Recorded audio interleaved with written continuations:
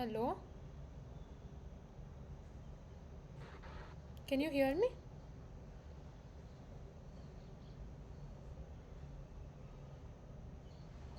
Yes, ma'am.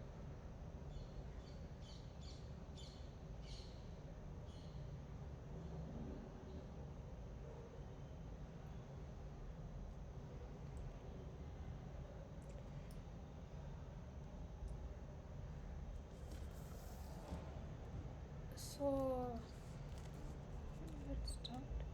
So, this week's content is also last week we discussed about transformer architectures in NLP, right? So, this week it extends to vision application. So, how transformers that architecture can be or how it has been adapted to many vision tasks. So, like the most fundamental common vision task which we have all studied is like classification, object detection, and segmentation, right? So, we'll see how the vision transformers are being used in these vision tasks. I mean, transformers are being used in vision tasks. So, in transformer architecture, like it was originally done for sequence learning problems, right? Where it could be a sequence of like a text data, where each word, like a sequence of words, form the input, which are given, are embedded and passed through the transformer. So, if we have to adapt that architecture to vision, which where an image is a composition of so many pixels, right?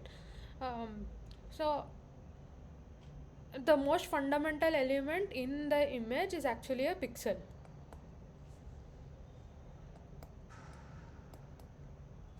right? But then if I take so one could say that I could just pass the whole all the pixels as a sequence of as a sequence of words, right? Instead of words I pass the pixels. um, so what is the problem with passing pixels as input to a transformer?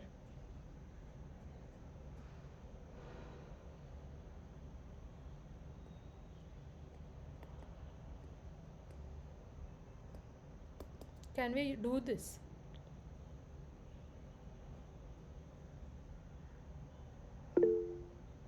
Heavy computation is needed, yeah, that is right. So why is heavy computation needed if we process them as pixels?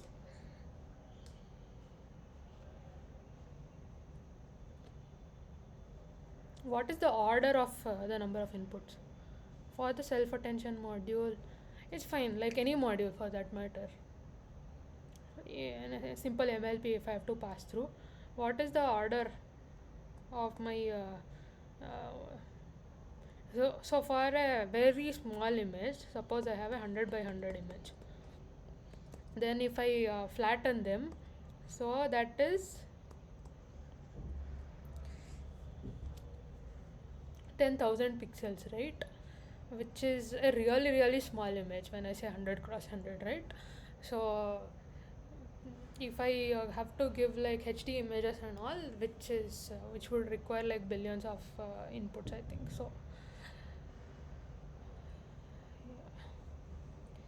No, it is basically not scalable to use pixels as the visual words. So instead of using pixels, what is done is what we see here, right? Like use patches instead. So divide the image into patches, and then we treat each patch as a word and buzz them. So here the image is divided into 9 cross 9 patches, right? So in the standard uh, vision transformer architecture, the image is divided into 14 cross 14 number of patches. That is, so suppose I have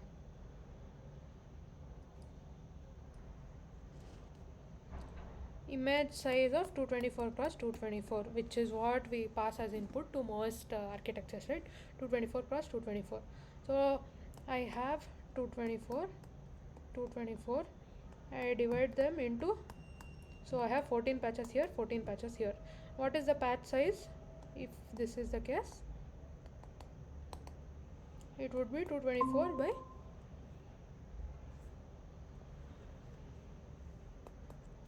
14, right?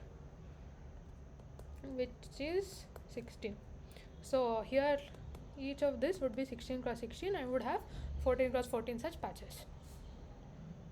So that forms my sequence of words. So I have how many? 196 words. 224 cross 224 image becomes equal to 196 visual words. Is this clear?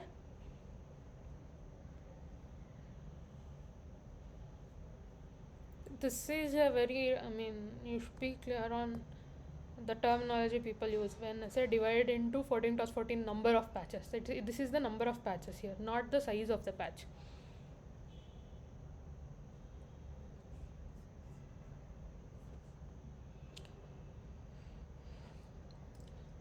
So yeah, so this is how it would look like.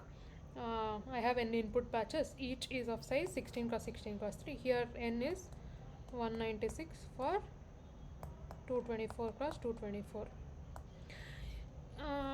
So now, okay, let me ask this question.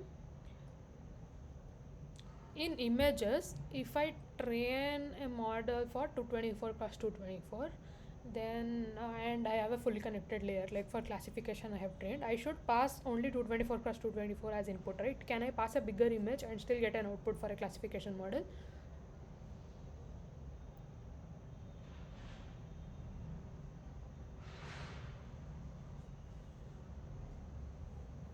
No, right? Because my feature map size would change, right? If I have a bigger model, after my convolutions, I might get a bigger feature map. But before I pass it to fully connected layer, I usually flatten it or perform some pooling and give it to that, right? So if it is like flattening and passing it, then my feature map size would be incompatible with my fully connected layer and I can't pass it. But with vision transformers, so if I have trained it with 224 cross 224, do you think I can use it for like 1024 cross 1024 images? Can it be used for this and still get something meaningful out? Is it possible? What is your guess?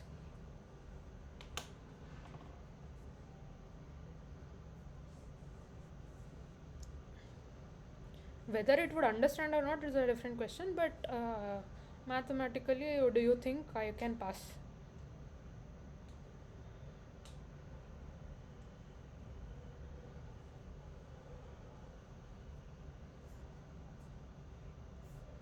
If we can divide the image into 16 cross 16, I think it would work. Yeah, so it should work because my fundamental image size here is the 16 cross 16 patches, right? So as long as I can give an n number of patches which are 16 cross 16, because inside the transformer, um, all layers operate on the 16 cross 16 whatever the same feature vector size, right? So this the number of input tokens can extend. That is, instead of 196 I would have what 1024 by 16 into 1024 by 16. This would be the number of patches, right? So these many number of patches I would have rather than 196.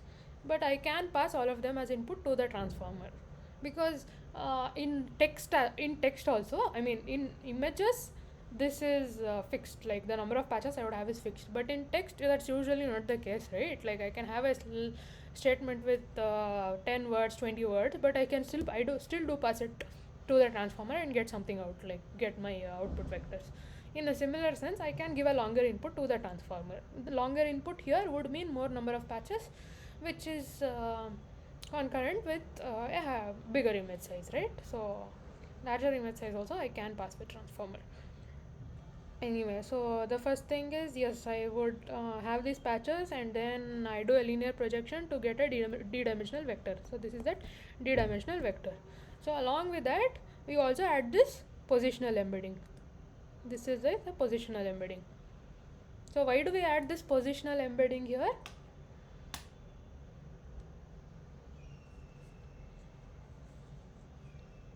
Even in words, why did we add it?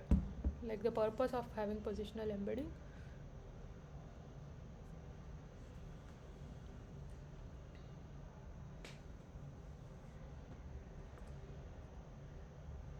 what is the need for this? Why did we use it in the text transformers, and why do we need it in an image transformer?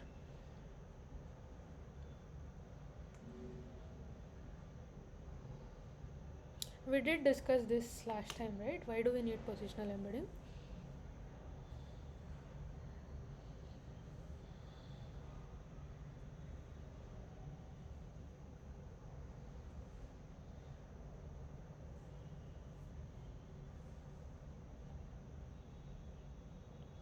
So I'm independently operating over each patches, right? Here, I mean, of course, there's self attention that will attend across them, but if I shuffle them and instead of giving the patches from top to bottom, if I give it from bottom to top, would it make any difference to the transformer?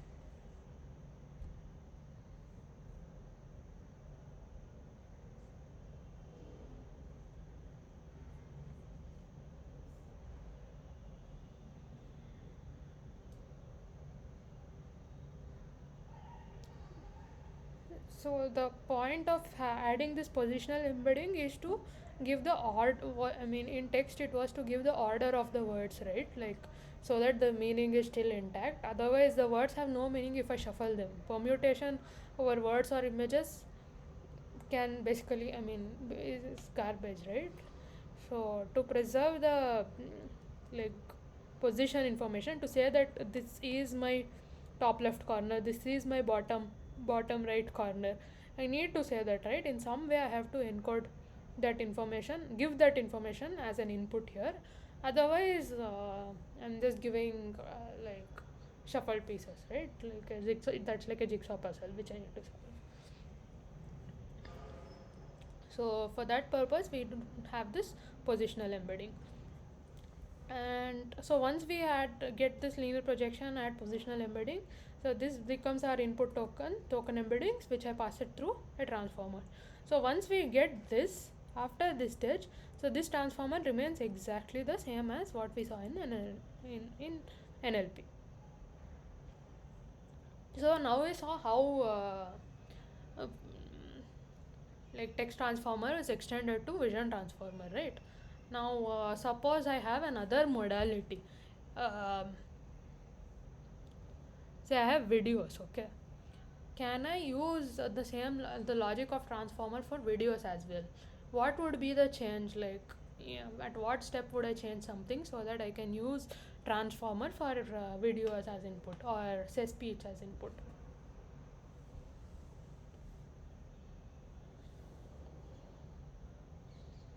Suppose I have speech data, so which stage of this would change to use speech as input to the transformer?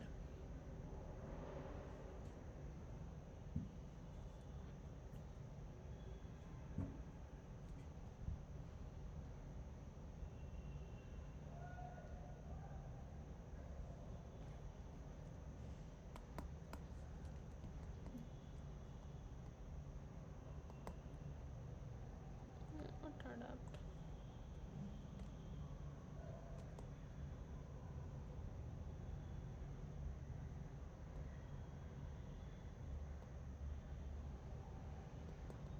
So which part of this picture needs to be changed if I have to use it for different modalities? Suppose speech, suppose videos, text, all of this. Input words or patches, right? So this part here, whatever I'm doing, right, like this part. So what forms as the fundamental elements? The words. The words. So depending on the modality, I have to define what these words would mean, and then get this projection vector, which gives me, which I project to get my vectors, embeddings. So after this input embeddings, I pass it to the transformer. So this is the only part I would have to change when I change modalities. In fact, you can even combine different modalities. That is, so this linear projection is there, right? Like this linear projection can be modality specific. So I have this image, I pass them through these tokens, pass it to transformer. I can also have a multimodal transformer which can be like image plus text, which can process both image plus text data, where I have these many like 5 tokens which are images from image patches, and then I can have text here, but with different linear projection. This would be image linear projection patch to vector embedding. I would have another linear projection which would be like text to like vector embedding. So this I can change, then bring all of them to the same space, and I give as input to the transformer. Those are like multimodal transformers.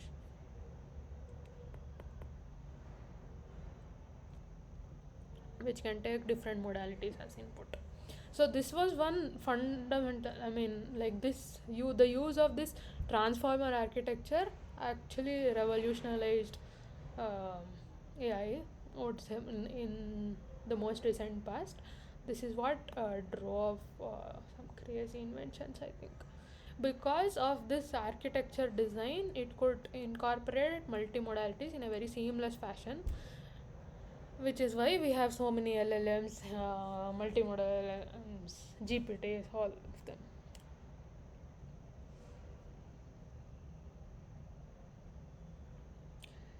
Yeah. Okay. So along with the these being, um, okay. So this is how I would get features from my image, right? Now I want to use. So this becomes my feature extractor. Here, what I have is my feature extractor, which instead of CNN, I instead of CNNs, I use a vision transformer to get my features. So, but then for every patch, I have one vector out, right? This is my patch feature. You can think of this as patch features, right? So, but then if I have 9 patches, I have nine features. But in CNNs, when we were doing classification, we have one image. When at the end, I want one vector out, right? Which is the summary of the whole image, which captures all the information in the image, which I can use for tasks like classification, regression, and whatever I want to do with it. But in transformer, I don't have that, right? So how do I get that one summary vector, which is a combination of the whole? See, all of this at the end is still independent, like just patch information. It can say it is eyes of a cat, but then so what is that vector that represents cat here? So I need something more, right, to get this that summary vector. So for that sake, they introduce this special token called classification token. So which is not a function of the image, it is a learnable vector, which is so if I have 9 patches plus one one CLS token will be there as input, and it is passed to the transformer just like any other embedding, and at the end I get this. So when I am doing that self attention, what is happening, like this patch will attend to all the other patches, right? All the other patches, and I can keep getting this vectors. So similarly, this token, this classification, it will attend to all of them, but primarily contain information about the patch. But this classification token attends to all the patches in the image and acts like a summary vector.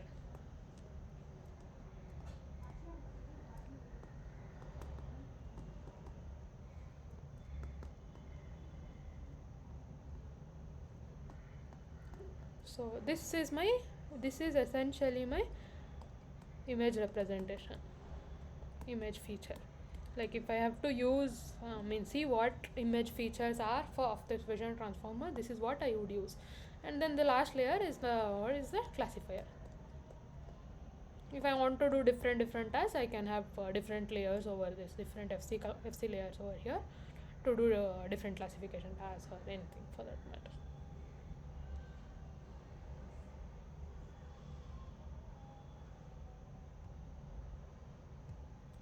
So is this clear about the vision transformer architecture?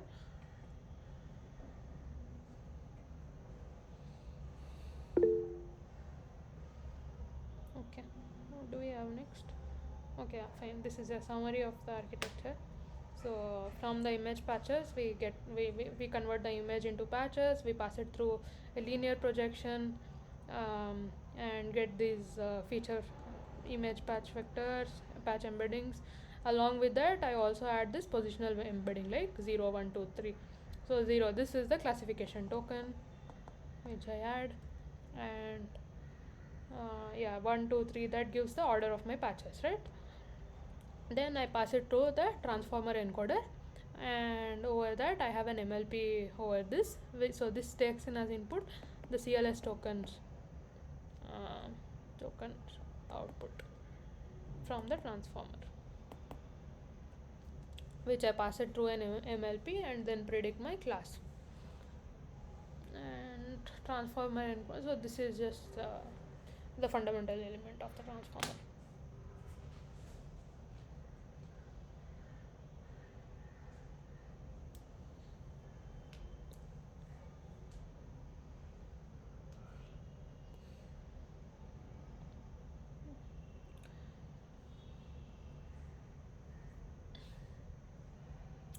So after this, so in this week's lecture, we discussed how vision transformers can be used for different tasks. Right? So this is how it is used for classification.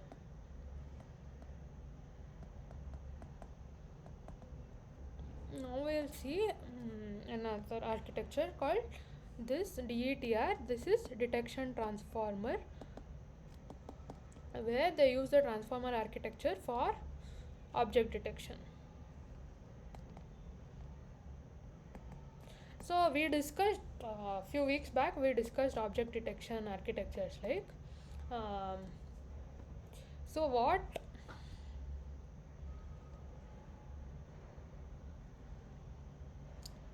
are the fundamental elements in object detection? Like in an object detection algorithm. So what are the different steps involved in doing object detection? Can someone name me those steps, like in RCNN and faster RCNN? What were those building blocks of the module task?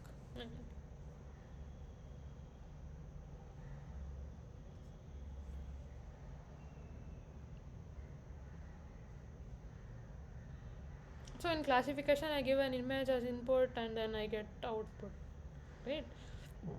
Okay. Region proposal, yes, and then we have a CNN to extract features. We have a classification head, and we have bounding box regression head, right? So we have multiple stages involved, and I think, yeah, towards the end, like YOLO SSD kind of combine the region proposal and the CNN part and do them together. But still, we have these. Mm,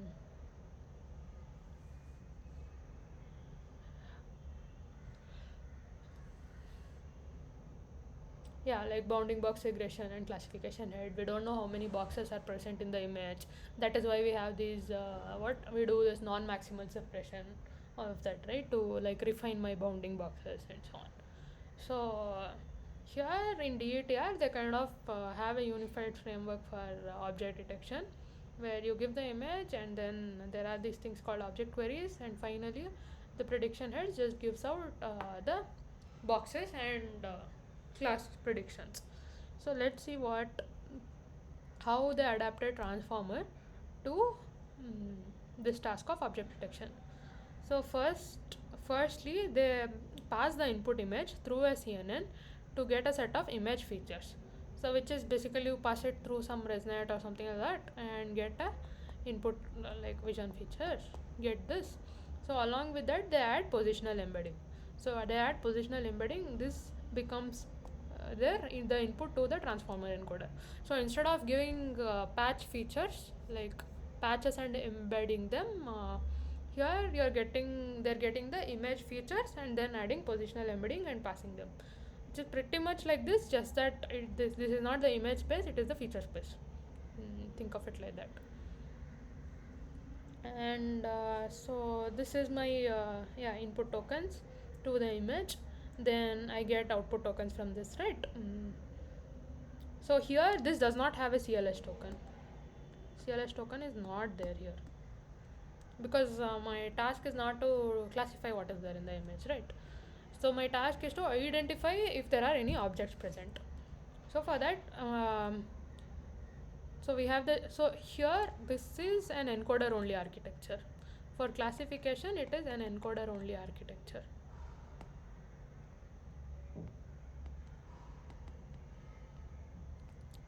This is an encoder decoder architecture. So in the decoder, for the decoder we get the inputs from the encoder, right? Like even in words, when we were doing the we saw the translation examples. So the input encoded embeddings of the text as passed as input to the decoder, and then we have this cross attention from decoder tokens, right? Like start of statement token, and then it'll attend, it'll predict the next word, so on. So similar, but then here that's not my task. My task is to identify objects. So they define something called object queries. So these are also like token embeddings. These are like learnable tokens. They don't, they don't take in any input as such. They are just vectors which are learnable tokens. So these tokens attend to the input image embeddings through cross attention.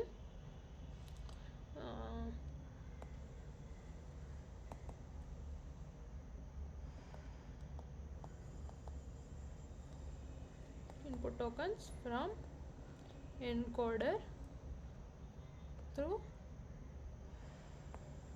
cross attention.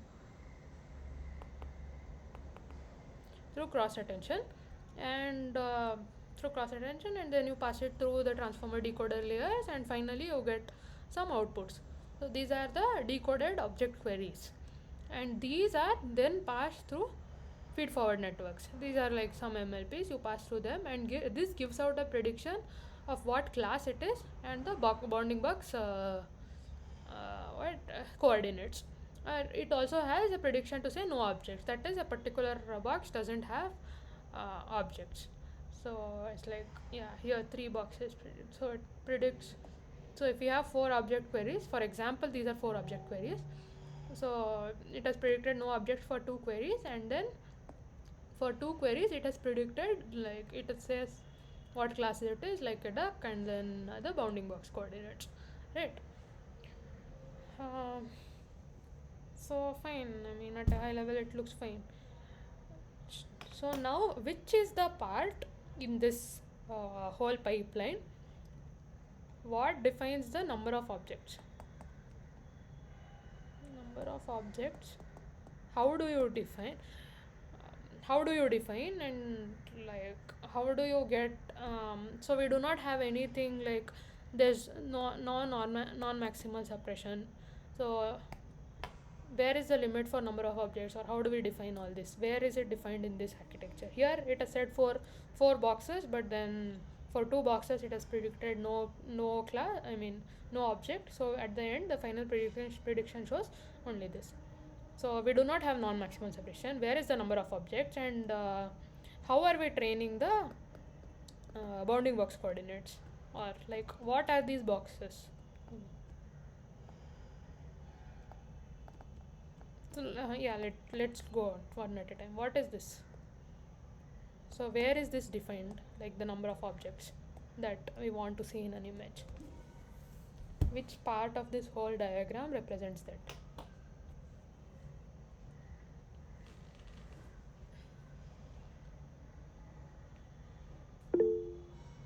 Number of queries, yes. So the object queries correspond to the number of objects.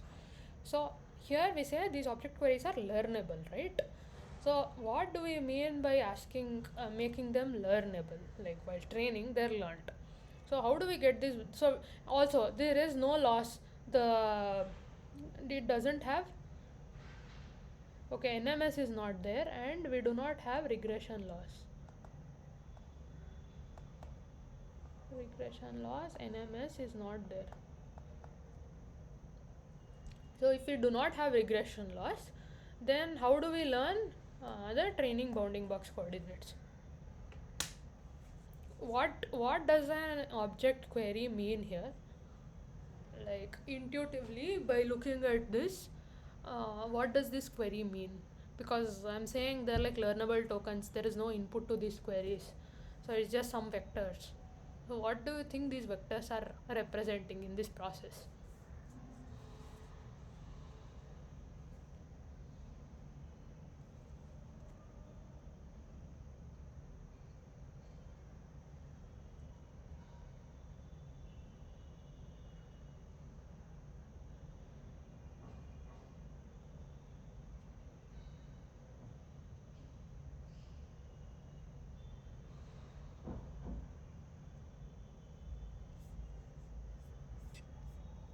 Class label plus bounding box coordinates. Hmm.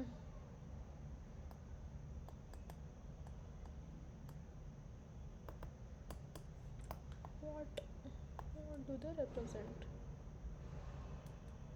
Yeah, they do represent bounding boxes.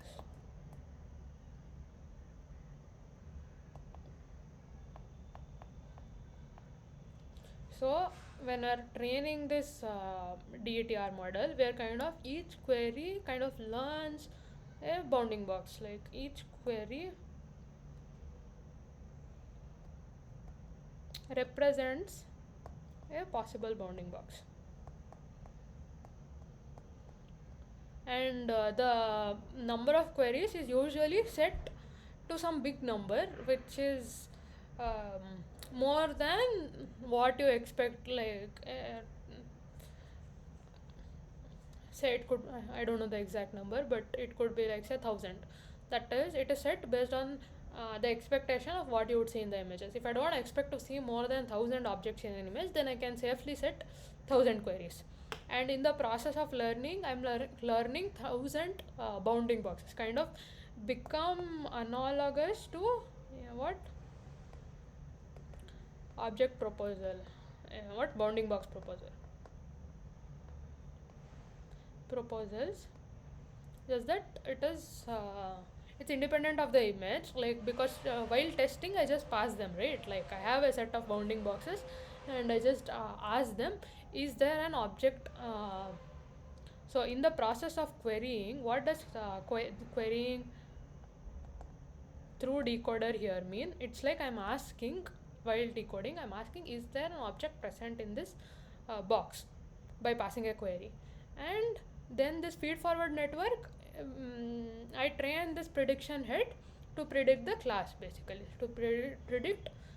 So it doesn't represent the class. It's like asking if there is an object in that bounding box, and these bounding box are learned automatically. Asking if there is an object, and uh,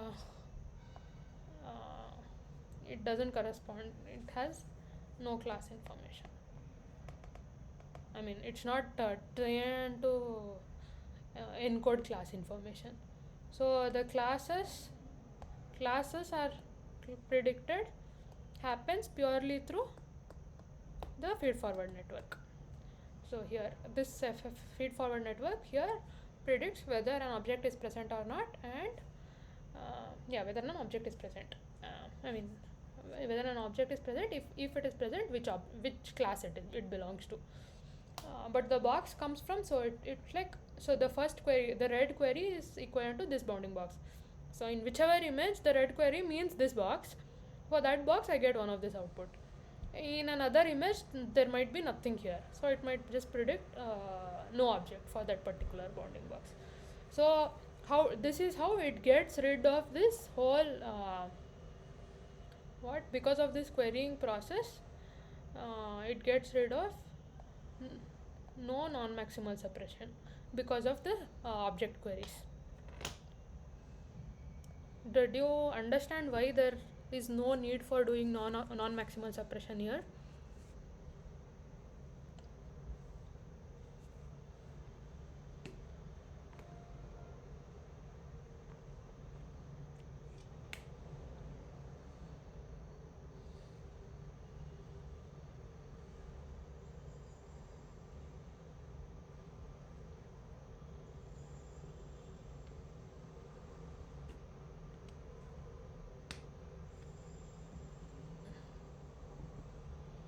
Okay, I'll assume you know.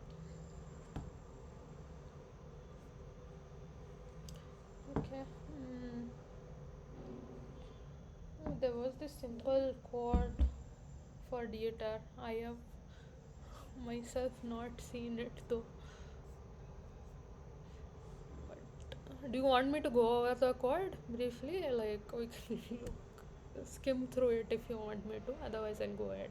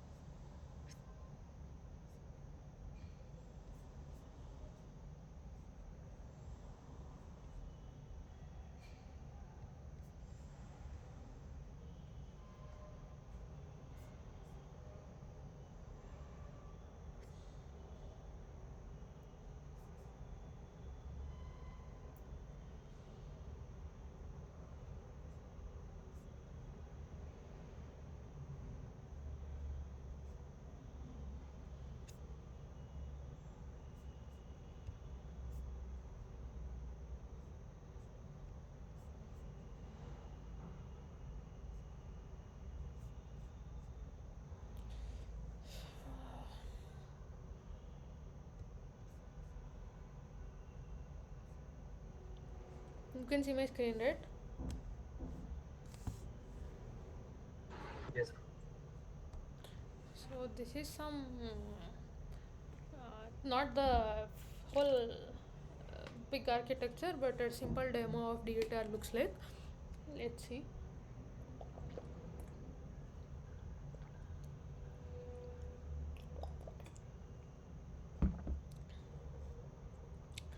So what are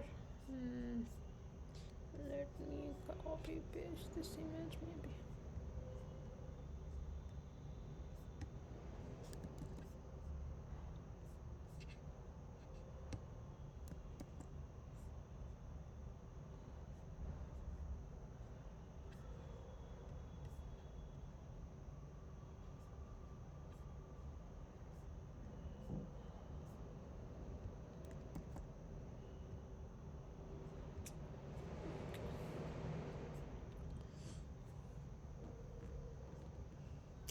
So the first thing is they have a backbone, right? Like to extract the image features. So they what do they do? Yeah, they use a ResNet 50 backbone and delete the fully connected layer. That means that is I extract the convolutional features, right? So I'll have some H cross W feature map. So I use that, and this is the transform. Okay, what is this conversion layer? I'm not sure.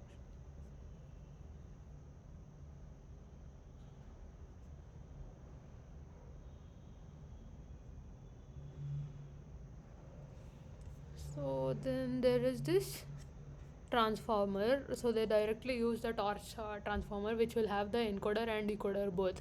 So if you define the number of encoder layers, decoder layers, hidden dimension, and like number of heads, you'll get that whole encoder decoder architecture. Then we have those what feed forward networks, right? In the end, that is prediction heads, one extra class for predicting. Wait. So one is to predict the class and one is to get the what? The bounding box coordinates.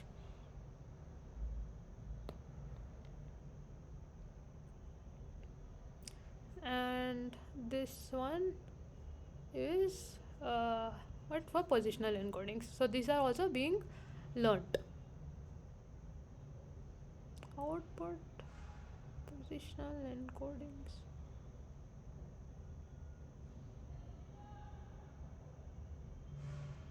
Oh, they have positional encodings for the output, like the for the object queries as well. So that's like numbering. I think box one, box two, box three. So you give that numbering type. And then this is positional encodings for my input what like the patches.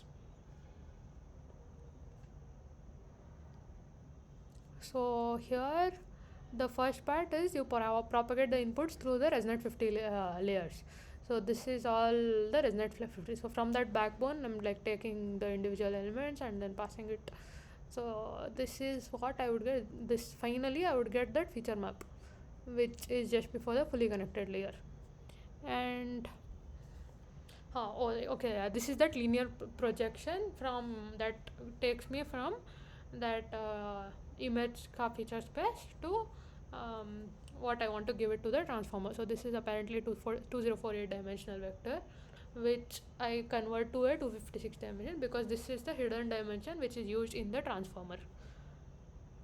Hidden dimension where like hidden dimension you define it here 256.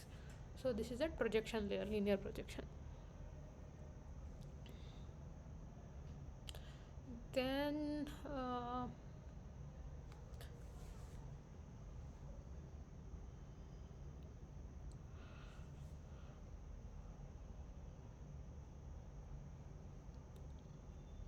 so these are the positional embeddings, and I add the positional embedding uh, with these the what patch equivalent to patch tokens.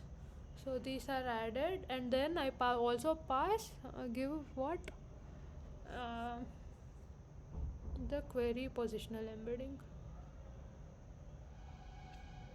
So this I pass it to this.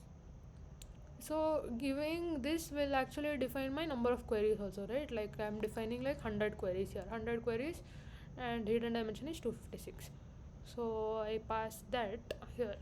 So by this the transformer will know what is my what input number of tokens and number of object queries, and I pass it through the transformer, and this is my output embeddings which I've got.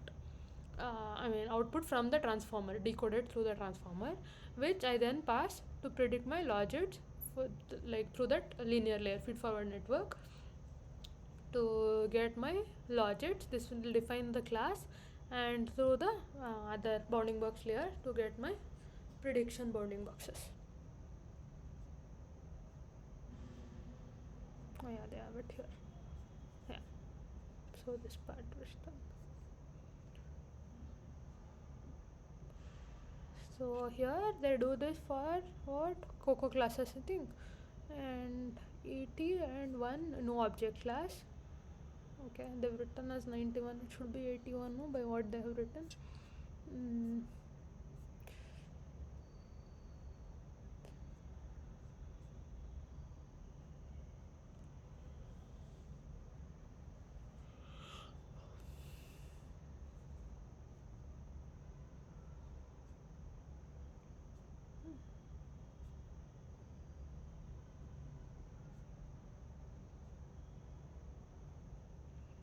So how do you detect, like this is the inference part.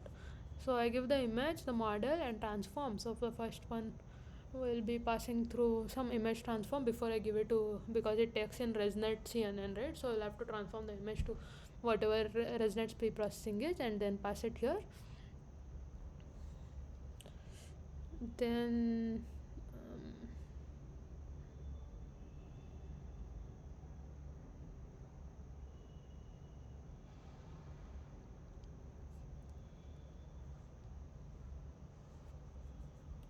okay, they have some checks on what kind of images, like with what aspect ratio can be passed.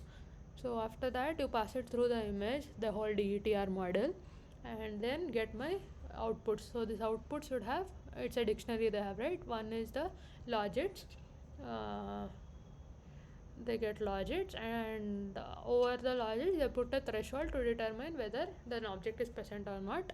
And then we have the bounding boxes. So the bounding boxes, so this would give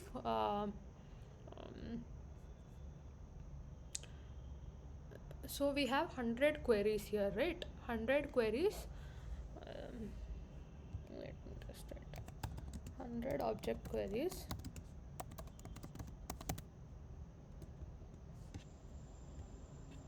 We have 100 object queries, and then we have what 81 classes.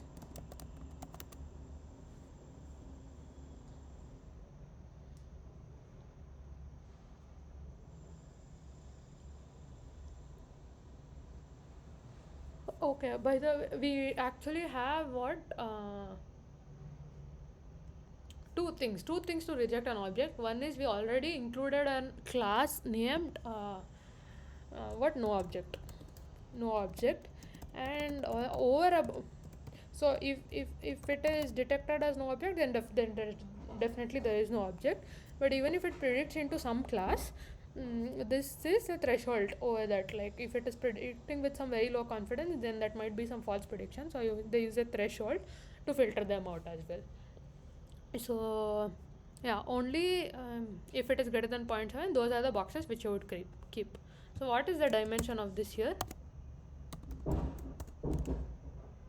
If I have 100 queries and 81, okay, like tell me the dimension of this.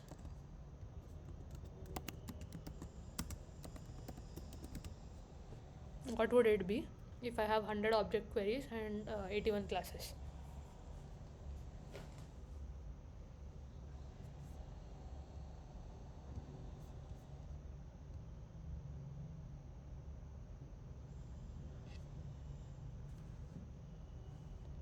What should that be, the logits, if I have to predict what class it is and how many queries I have? I've given you that, right?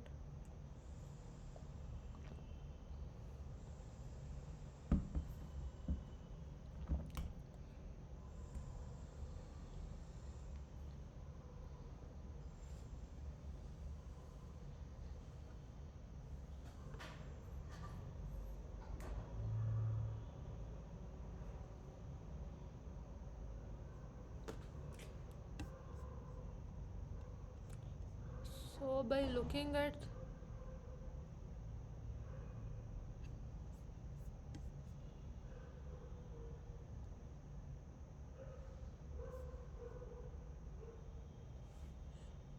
so from this, if I have these many object queries and a certain number of objects defined, uh, what will my feed forward network's output be? Dimension of it. Is this so hard a question?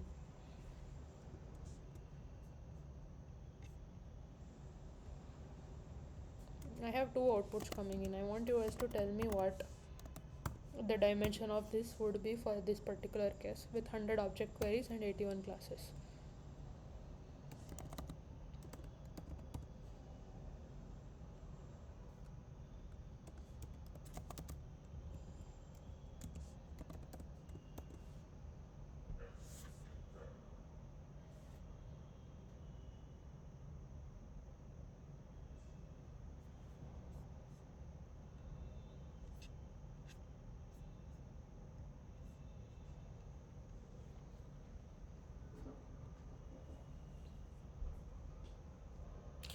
Suppose in an RCNN model, I have 100 bounding box proposals for which I'm getting out predictions at the end. So what would the dimension? At this stage, it just reduces to that, right? In any object detection model, at the end, this is what would happen. Some number of bounding boxes I have, and then I have to get what those coordinates and the classes. So what should these logits and bounding boxes dimension be? Like forget DETR in any detection framework.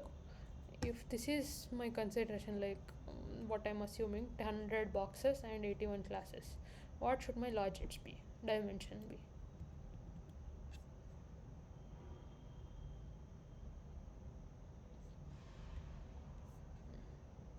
suppose you are given this task to build a object detection model for like say to identify different cars or something. You have like 100 cars and you want to classify them, detect and classify. So you are given the whole framework, but these are things which you are supposed to define, right? If you don't know how to define these, like manual specifications for your particular, I mean the requirements of your task, how will you use these models?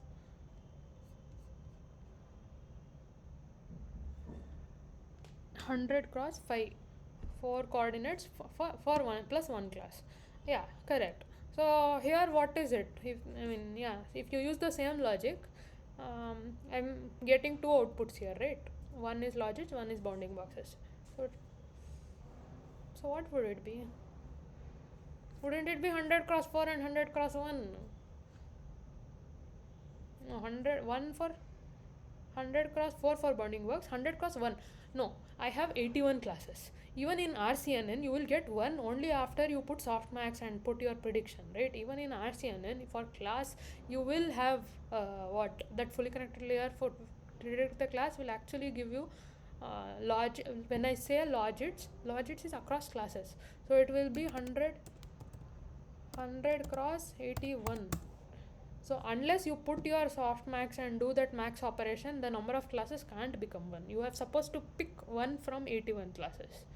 But you should have a vector, I mean translate your scores to 81 classes, right? 81 scores I get. Out of those 81 scores, I pick one score, I mean the one with maximum score. So even in RCNN you are wrong. It is actually 100 cross 81 for logits, 100 cross 4 for bounding boxes. Is that clear?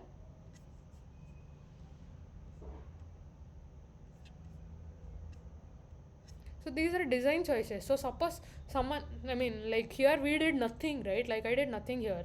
It's all written. So someone has given you this code, but they've given you a new data set, completely new data set, new images you have. So these are the things you will have to manually specify, right? 100 cross 81, this would give 100 cross 4.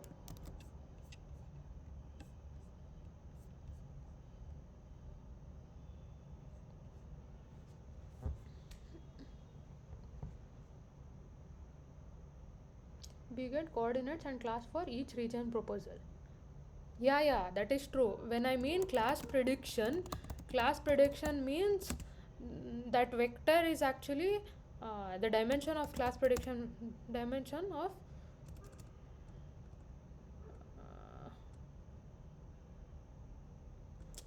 so here also, after I do this, so what is my class prediction? Class predicted here comes out here. I mean, so I give probable dot max over -1. Once I do this, it becomes 100 cross 1. But the vector I'm getting from this logit is actually 100 cross 81. So, of course, even in any classification model, like 1000 class classification, at the end I'll get one output only. But that doesn't mean I'm defining a vector like weights for whatever my feature is. I'm not predicting one number just like that. That one number comes after I apply this max operation. So 100 cross 5 is after I pick the class. Yeah. As long as you know the distinction, it's good. So 100 cross 81 and then it becomes 100 cross 1 after I do the max operation. Makes sense?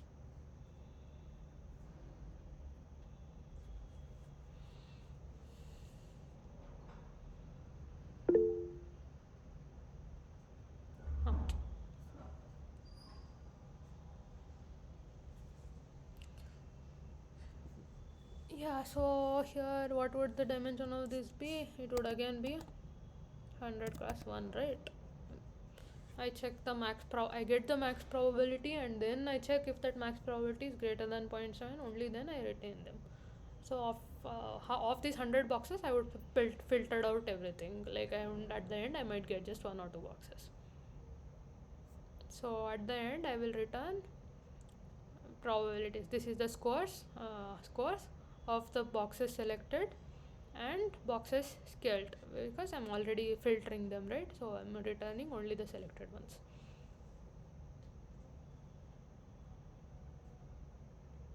So this might be just at the end what how many I might get some. This could be some, I don't know, depending on the image. So for this image 1 2 3, there are 3, so it would be 3-dimensional vector, and this would be 3 cross 4 if the number of boxes kept are 3.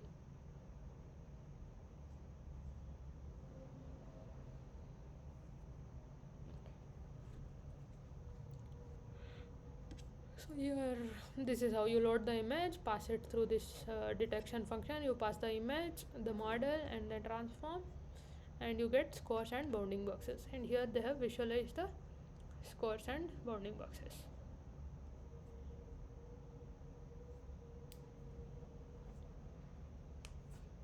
So they don't have the training pipeline here. They've loaded the weights, but you saw how the architecture is defined, right? Training pipeline is fine. I would have to add those losses and create data loader, blah blah, and train.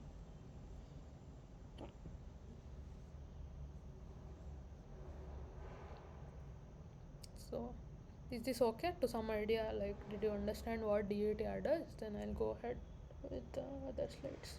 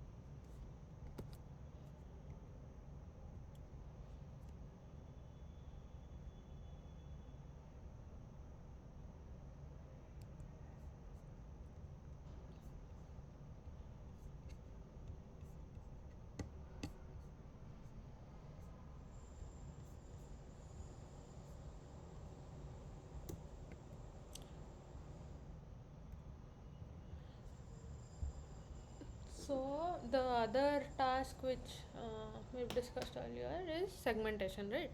So we'll see a few architectures how they've adapted the transformer to do segmentation. So this is one.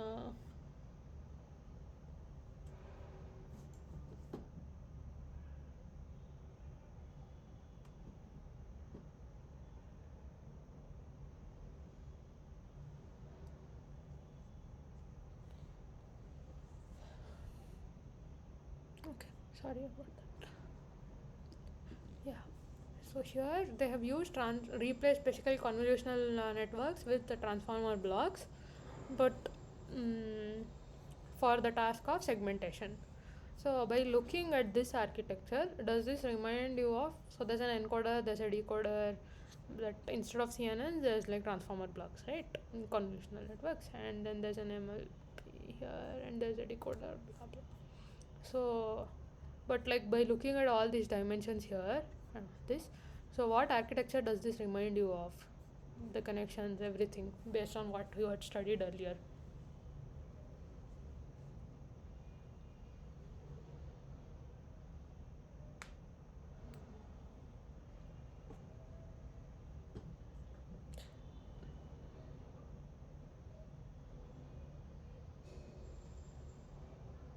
Which which is that famous segmentation architecture CNN based ones which we studied?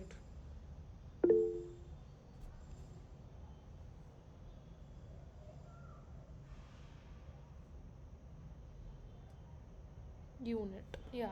So this is like unit, right? So this is the encoder block is where I'm downsampling in dimension. So at this stage, so that first pass through the transformer and I get a dimension of h by 4 w by 4. So I've downsampled the image size from height cross width by 4x, and then here by 8x, then here by 16x, so here by 32x.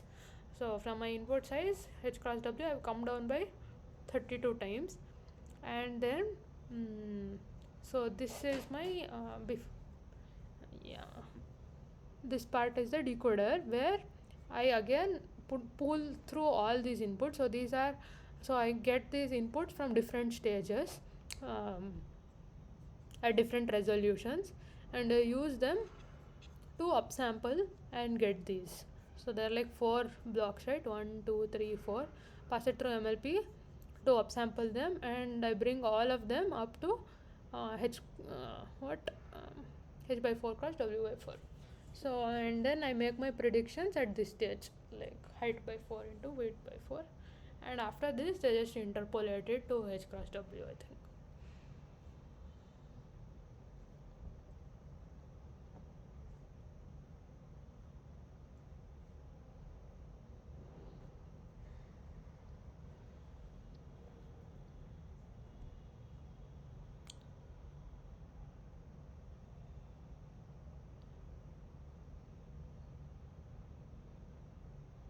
Um, so if I have input image of size h cross w, and I want to get this as my output size, and I'm using transformer blocks, that means obviously whatever that image I would make them as patches, and at the end I'm getting these many features, right? This is my feature dimension. So what should be the uh, patch size I'm using in transformer block 1 to get this dimension output?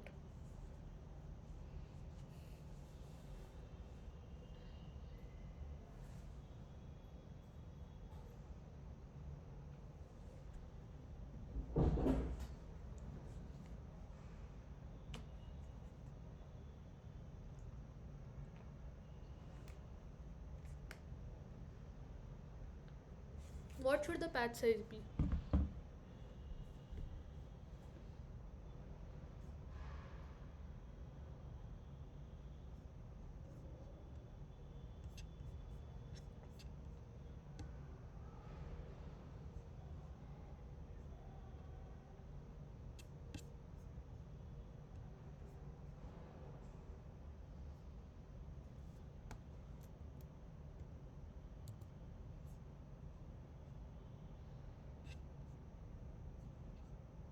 Mm, so here, okay, why is this? Here you saw if I have what 224 cross 224 image, and if I make it as 16 cross 16 patches, then I will get what 9 patches. So if I have to come from, so this is like what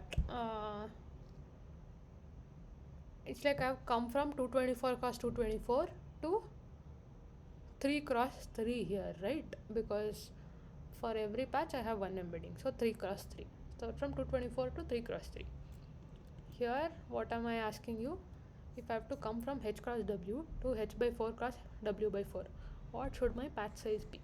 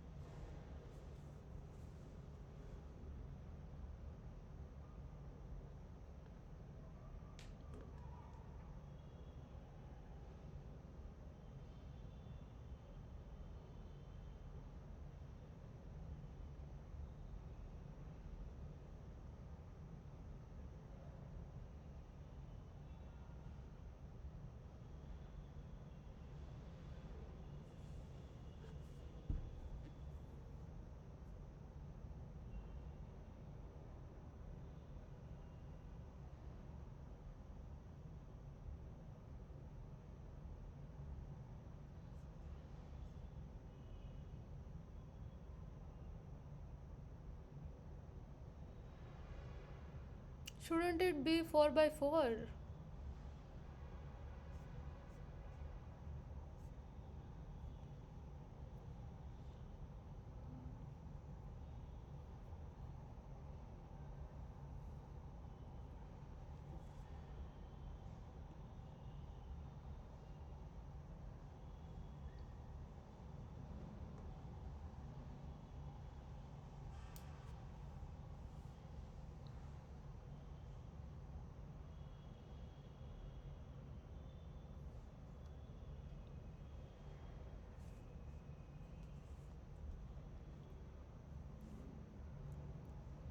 For every 4 by 4 patch, I get one output, right? So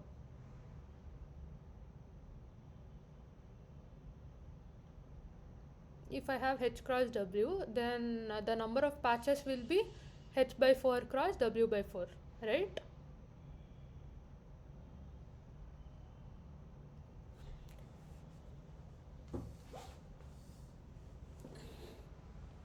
Does that make sense? How do you compute the number of patches?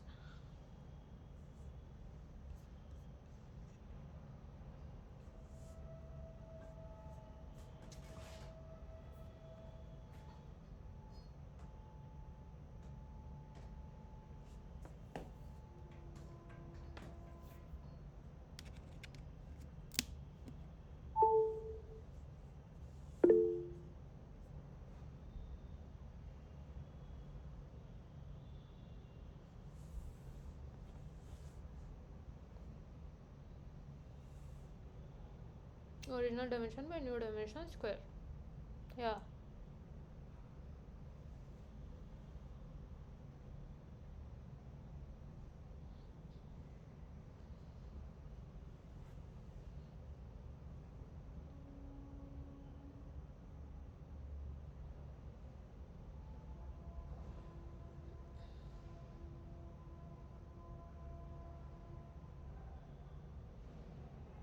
So I would use 4 cross 4 patches in the first block, and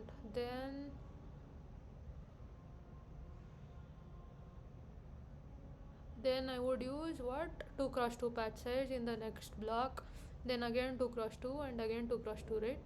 Because first time I'm downsampling by 4, then I'm downsampling by 2, from H by 4 to H by 8 I'm going. So the patch size I am using in each transformer block is different.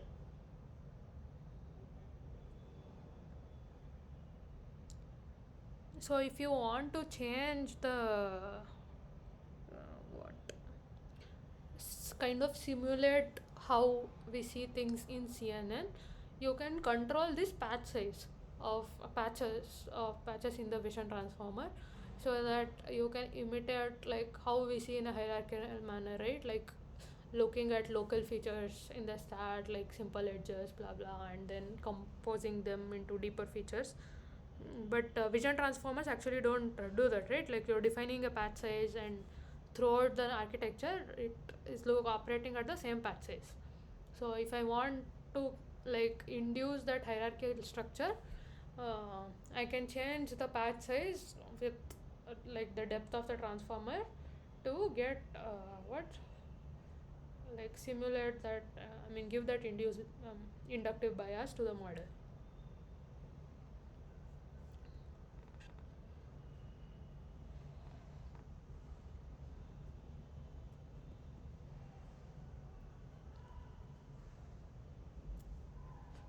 So yeah, and decoder may I get this dimension.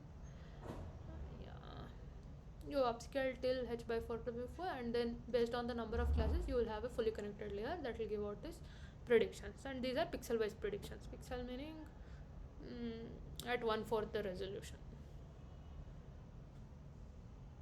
and then they do interpolation out to give the original image size seems.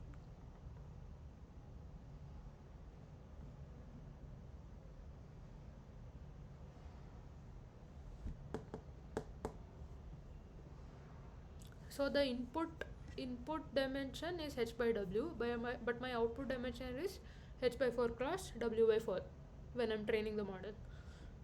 So even my ground truth I'll have to downscale it to h by 4 cross w by 4 while learning this model. Like one of it you have to do.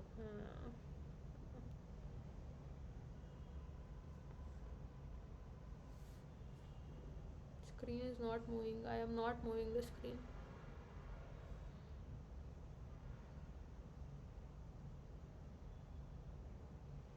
Okay, we'll look at another model called mask former, which is also a transformer based architecture. But so basically, this seg former is where they replaced it is somewhat like unit, but instead of having convolutional layers, I have transformer blocks, right? So this mask former is somewhat like inspired from that DETR kind of framework, um, like where how I position the task is slightly different. It's not like unit, it's more like DETR thing. But then obviously here I have to deal with things at pixel level, right? So I need pixel level decoding something, right, to get my pixel level predictions. So what they have is so similar to DETR, they have that like CNN based feature extracted type, but along with that, so you have the backbone, we get the image features. So these features were passed through um, what transformer encoder and decoder in DETR. But anyway, so here along with that they have a pixel decoder, so that they get these image features, which this pixel decoder will bring it back to the original space. That is, so if this is h cross w, pixel decoder will again bring it back to the space of h cross w, and then this is some number of channels CE. And so these image features are passed through a transformer decoder with where they have n number of queries.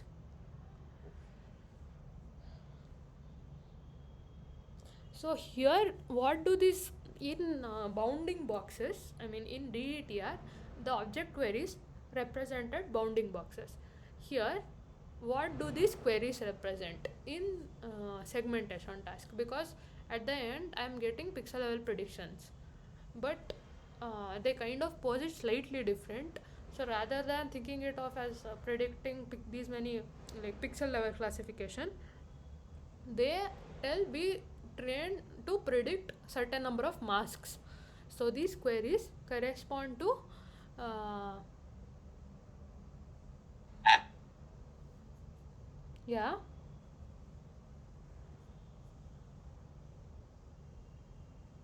Did someone say something?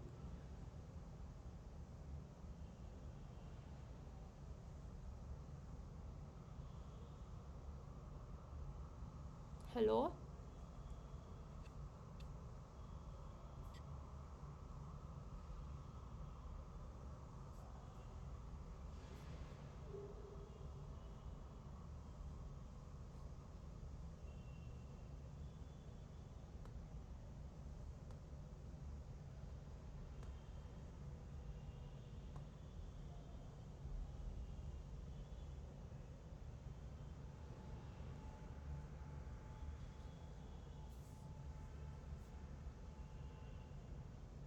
Okay.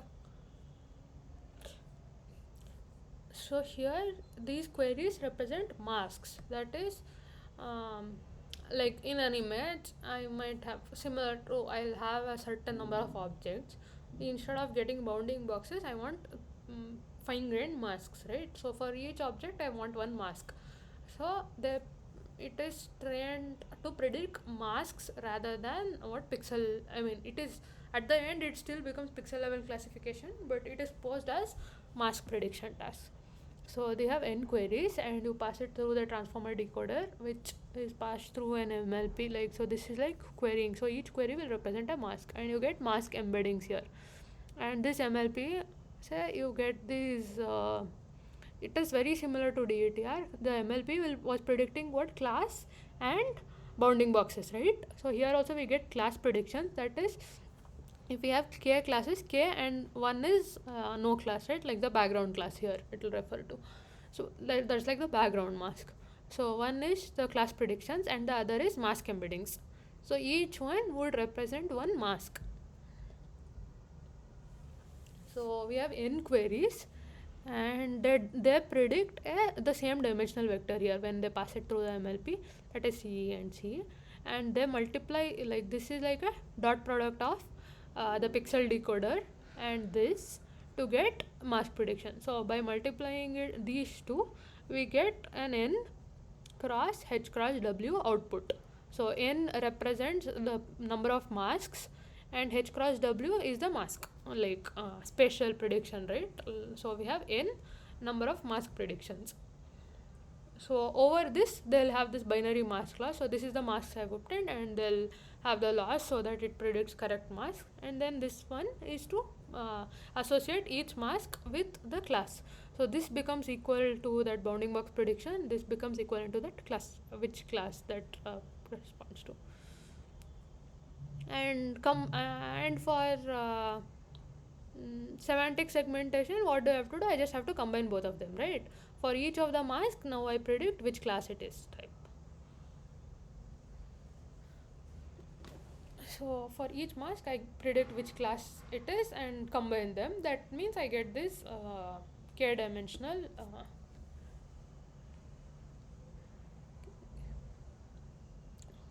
so at h cross w, for each pixel I predict one class, which is picked based on this. So is this clear? I mean, intuitively I hope you have understood. Like if you have any doubts, like you can ask me. Background class not the same as no object. Yeah, it is the same as no object class. It is analogous to no object class.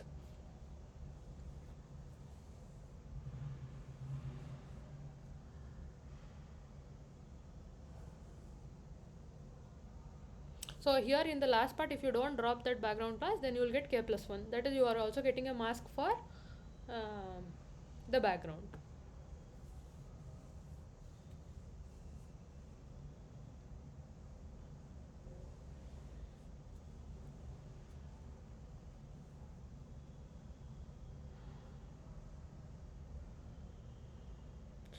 So I think after mask former, several variants came along this direction. I think there's another paper called mask 2 former also, although I don't know what it does, what change they do.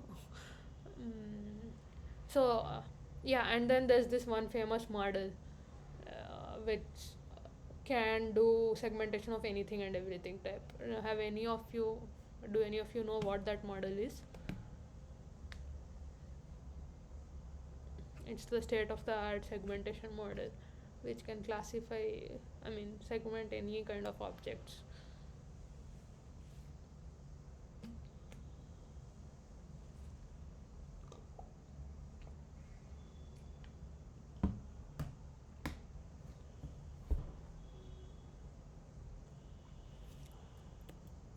That is the segment anything model, or yeah, more popularly known as SAM. So what they have here is the principle is very similar to mask former, but they make it way more flexible. So here they are learning these queries, right? So rather than having learning these queries and making it limited to do just one kind of task, they make this queries adaptable. That is promptable segmentation, they call it. That is, I can prompt the model to get what I want. So here, like one way is to pointing at objects, right? Like there are like 3 points named, 3 points put here, right? Like so, once you put a label, like at yeah, there's a cat here, so the red region corresponds to a cat, right? So once I put this, then it will segment that, or if I give this, then it will segment this cat, or like if I give this kind of like approximate mask, then it will give out this, or if I give this bounding box, whatever is there in that bounding box, it will give this, or if I can also give using text input, that is cat with black ears, and it will segment that cat. This is my image. So this is what yeah like, because at the end, I mean, a transformer model is taking any modality, encoding it into one common space and passing it, right? So this is where that that multimodality, or like encoding different inputs through the transformer layers, becomes very convenient. So it, while training, they would have trained it for lots of such varieties, right? Like you text based conditioning, mask based querying. So these are different types of queries: point based queries, bounding box based queries, mask based queries, and then text based queries. So all of these kind of queries, they learn to embed them into the common space. Yeah, like here as so I give a prompt which could be any of this. So I have a prompt encoder which is universal. I could encode different kinds of prompts. I pass that. So this becomes my queries. Once I do this, then these are the queries. So here I get this. Then the logic remains the exact same. Just that here I'm replacing this query, learnable queries, through input based queries. Pass this, how I get the queries here. Then I pass it to the decoder, and then image I pass through the image encoder. Like image encoder is just this backbone, and this, yeah. So the decoder will comprise of this transformer decoder and the pixel decoder, and then you combine all of this and then get the final masks. So this is the decoder part. The encoder part is where those learnable queries are replaced by a prompt encoder, so that you get a mask output. So they have trained and also released this data on like 1 billion images. It's a supervised training model where they have 1 billion images with 1 billion corresponding masks, and with different types of prompts, like all these points, bounding boxes, coarse masks, and then text based inputs, all of them. And they've trained this SAM, so it kind of becomes a universal image segmentation model. Okay, there's this Hugging Face demo. Um, okay, yeah, let's try an example. So here, this is the image, input image, sample image. So it shows extracting image embedding. So this image embedding thing is common, right? Like you just have to pass it to the image encoder. So they said image embedding is extracted, and oh, I think I clicked it here. So yeah, reset image, try an example. It has so they've said to click on positive points. So I clicked here, and it has segmented this. I think if I hover here, so it is based on what I click this, and then it will create a mask based on that. If I click here, then it will create a mask for that.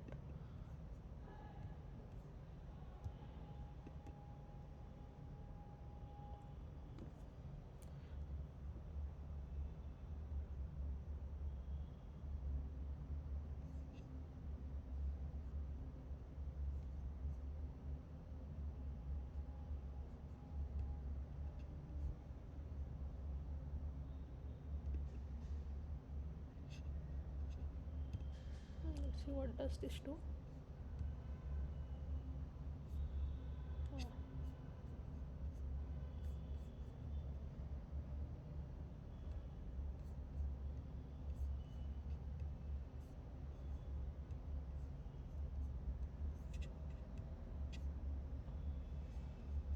So this is how that mask look like.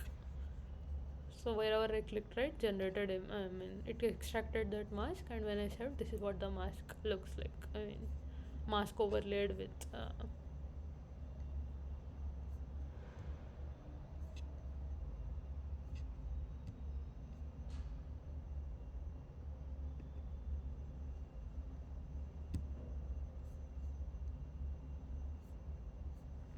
And this is the grass part, right?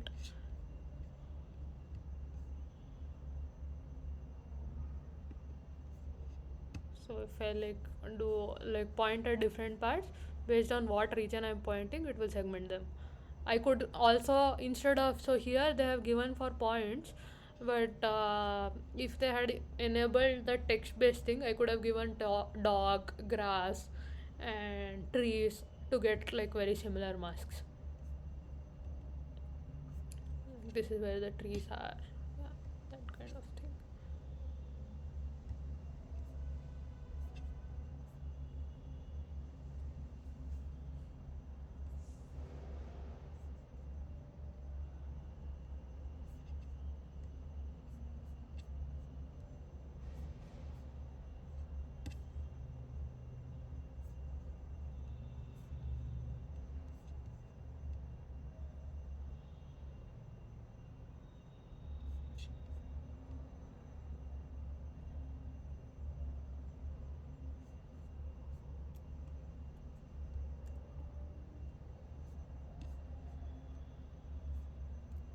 Okay, we'll go over a few questions on the topics covered this week for the next few minutes.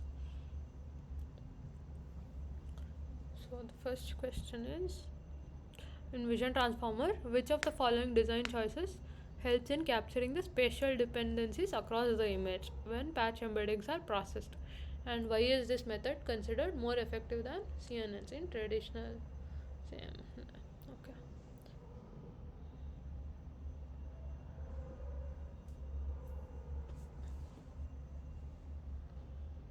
So, what is responsible for capturing global information or spatial dependencies? Is it the first point talks about positional embedding, second one is on multi-head self-attention, third is layer normalization, four is that that initial linear projection I have. So which one is the cause for um, capturing spatial relationships here? Which part of the architecture?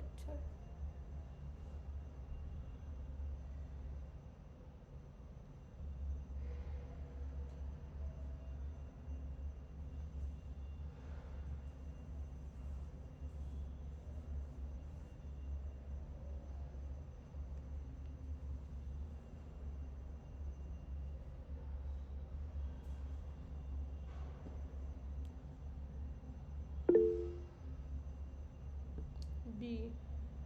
Yeah, it is the multi-head self-attention, right? In self-attention, so each I give the patch vectors, those patches are attended to all the other patches within that image, right? So that is the self-attention mechanism. So I am capturing while I'm looking at my current patch and also encoding the information from its neighboring patch, I mean all the other patches in the image, so that yeah, which kind of learns a global like learns to see what is present in the image in a global fashion rather than just the local images.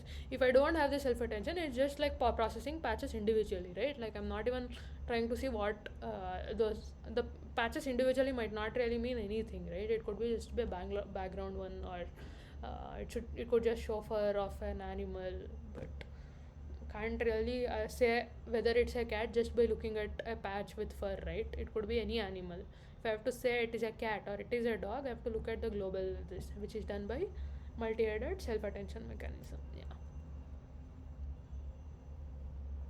So positional embeddings are used to give the order, spatial order. They don't capture like learn anything about the image. It's only given so that the model can understand the order. And layer normalization is something that helps training, but it has nothing to do with spatial dependencies. Linear embedding is if I have a 16 cross 16 patch, I want to project it to a smaller vector and then pass it to the encoder.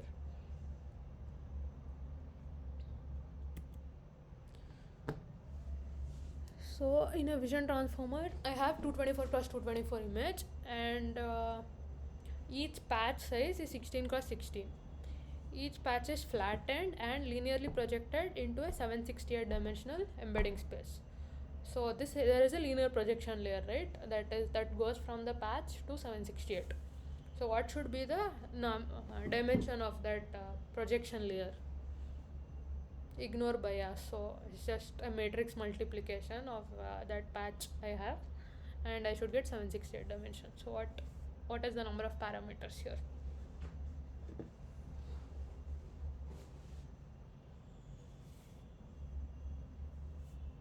So these are design choices which you should be able to answer, because if you have to design like use a model existing one, but for your task if you have to adapt, these are things which you have to specify, right? They're like giving arguments to your code.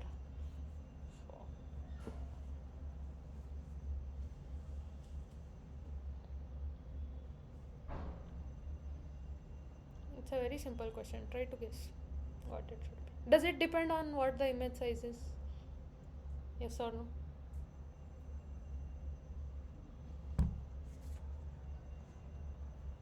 196 cross 768. No, 196 is the number of patches. What I am asking here is each patch. Okay, what? Wait, 16 cross. Oh yeah, 16 cross 16 is 196. Huh? Yeah. Okay, 196 cross 768. Yes. So if I flatten the patch, it will be of dimension 196, and I want to project it to a Vasican 768 dimension. So this is what it will be. Okay. Yeah, 16. Oh yeah, 16 square is 256. So 196 is the number of patches, not the patch dimension. Yeah, 256 cross 768. Right. So this is confusing, but I should know.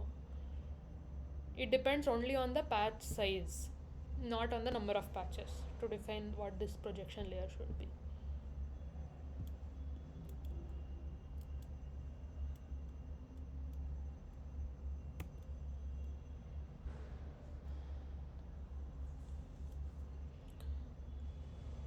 In the Swin transformer, okay, I did not discuss this Swin transformer thing, but if you have watched the lecture, you should be able to answer.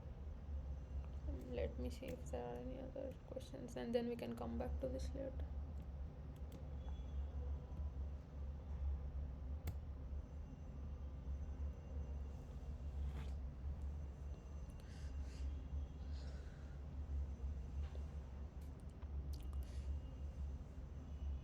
So in DETR, yeah, they define. I mean, the loss they use is actually it's a matching loss, bipartite matching loss, where they say if these are the boxes and I want to match them with correct ground truth.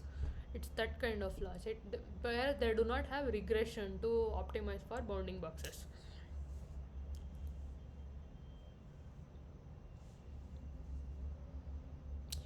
So I am telling you that they do not use regression. Uh, it is a matching loss. So I have this box. It's like match the following. I have input boxes. I mean model predicted boxes, and I have ground truth boxes, and I want to match what is the best one. So that is what bipartite matching does. So what makes this unique here? Like how does it differ from regression losses?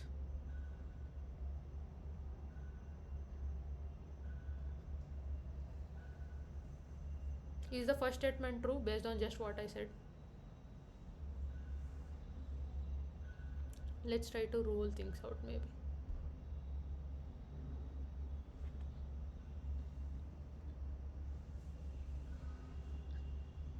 Is the first statement right? Yes or no? Someone say yes or no, right?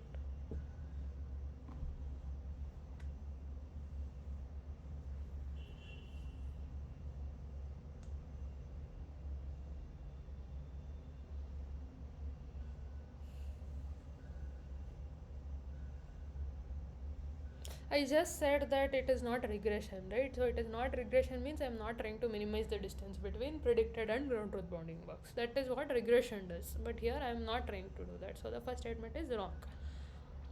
What about the second statement? It ensures a one-to-one correspondence between predicted and ground truth boxes by solving a matching problem, which is what I just explained as well, right? It's like doing match the following. And because I'm only trying to associate a particular box with the ground truth, um, I don't have steps like non-maximal suppression, having lots of boxes. All of this are not there. So B is right. Bipartite matching laws dynamically adjust the number of predicted boxes during training. So in DETR, are the number of queries changing during training, or am I keeping them fixed? We even Yeah, it is fixed, right? We're defining the number of queries, so it is fixed.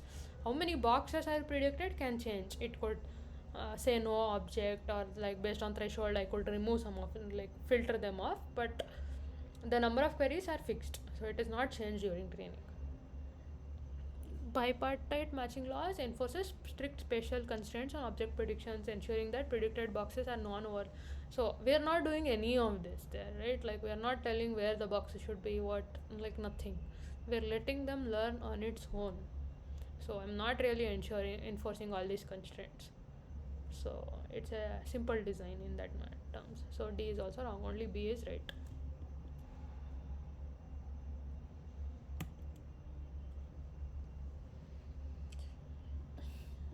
In the SAM model, which architectural choice allows it to generalize across different input prompts like points, boxes, masks for segmentation tasks? Okay, there are four options here. Which is the one that is responsible for this generalization of you having any kind of input prompts?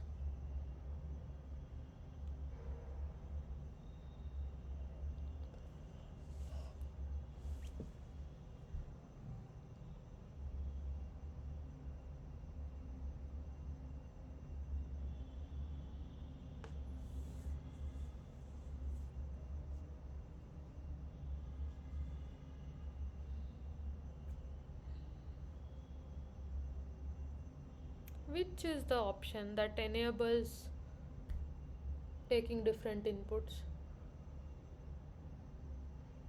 C.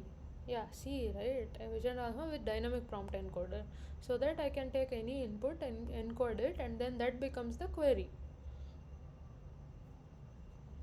Rest all are not even relevant to the question here.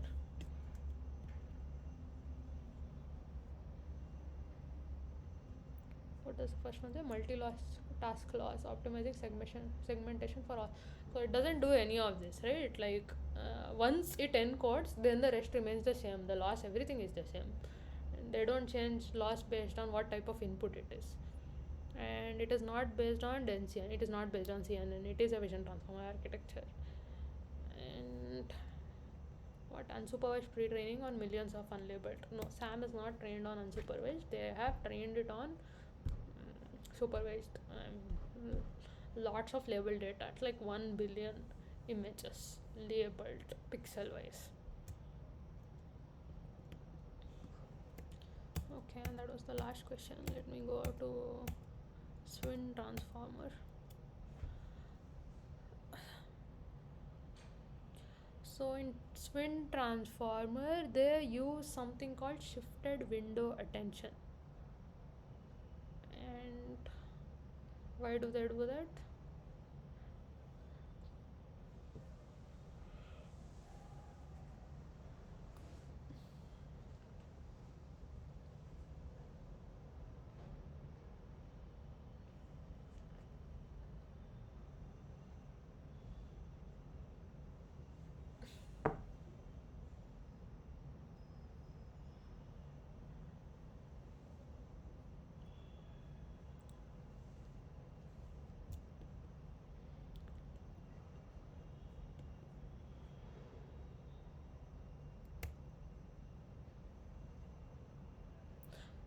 Okay, so this is how the Swin transformer architecture looks like. I have images, and then in the first stage I downsample. Okay, here they induce that hierarchical view of images, like rather than having fixed patch size, I'll have different patch sizes at different stages so that it sees in what somewhat similar to CNN. So in the first stage, they go from H cross W to H by 4 cross W by 4. So the patch size is 4 cross 4 patches. Then they go to H. Then they divide it by 2, right? Like downsample, like spatial dimension becomes by 2. That happens because they merge in this 4 cross 4. They merge 2 cross 2 neighborhoods so that it comes down to here, like what, H by 8 cross W by 8. So effectively at image level it becomes equivalent to looking at 8 cross 8 patches. And then in the next stage they again merge 2 cross 2 blocks to make it uh, yeah, to reduce the spatial dimension. So this is somewhat like pooling, right? And then again the same thing. So you go from H by W to H by 32 cross H by 32, and which whose receptive field will somewhat be like 32 cross 32. So here they, okay,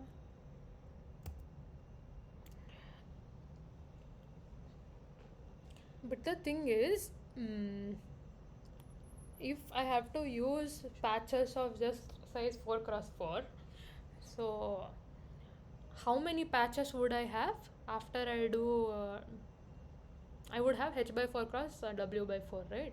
So if I have to do self attention on this, so what is the computation required? It will be of the order height cross w, right? Um, the number of patches is still very huge, right? If I start from some very big image, 1024 cross 1024, then the number of patches here is still very huge, right?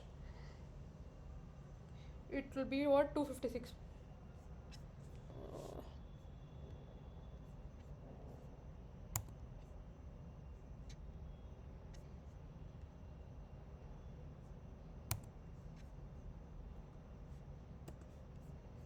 So if I have 1024 cross 1024 image size, if image size h cross w is this, and so what is the number of patches if I have? Patch size is 4 cross 4, so that I am imitating CNN. So the number of patches I have is h into what, h by 4 into w by 4, so which is equal to what, 256 into 256, right? Which is still a very big number. What is 256 into 256? Okay, 65536. So 655, so the number of patches I have is 65,536, and if I have to do self attention over this, which is, it is very computationally expensive, right? That is a lot of words to process, so it is very expensive to do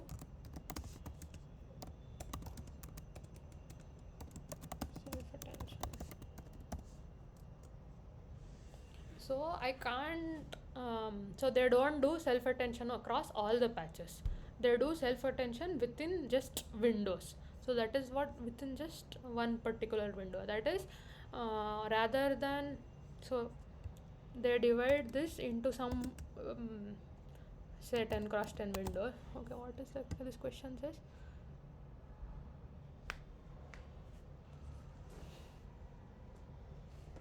Window size of 7 cross 7, so they say they will create a window size of 7 cross 7, and only within that window they will do self attention. So how many patches will be there within one window? This is of window 7 cross 7, then the number of patches within one window would be 1024 by 7 into 1024 by 7. So that attention operation happens only within this range, not others. So here they are saying it processes an input image size of 224 cross 224 using a window size of 7 cross 7 for window based self attention. It operates at 4 hierarchical stages, and input patch size is 4 cross 4. And after each stage, the patch size is doubled in both height and width. How many windows will be created at the first stage of Swin transformer when the window size is 7 cross 7? So when there is 7 cross 7, how many windows will be created?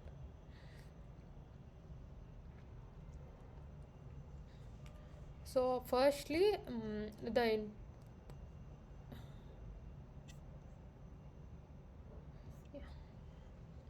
they have said the patch size at the first stage is 4 cross 4, right? So how many patches do I have in the first stage? I have 56 cross 56 patches. So and the window size is 7 cross 7. So the number of windows in the first stage is 56 by 7 into 56 by 7. So that is 8 cross 8. That is, every patch will attend to what?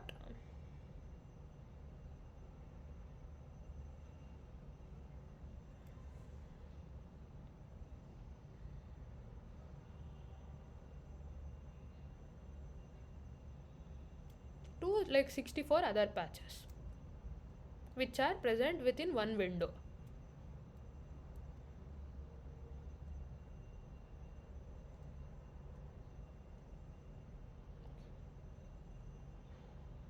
After two stages of patch merging, what will the number of windows be at the third stage? So here we are at what? After two more stages. So from 224 cross 224, at this stage we have 56 cross 56. After this stage, how many patches will we have? Divided by 2 more, right? By divided by 4. And here it will be divided by, okay, let's just see. So after first stage, okay, the input for first stage is 56 cross 56. Then after first stage it will be at 28 cross 28, 56, that is 56 by 2. Then after the second stage it will be 14 cross 15.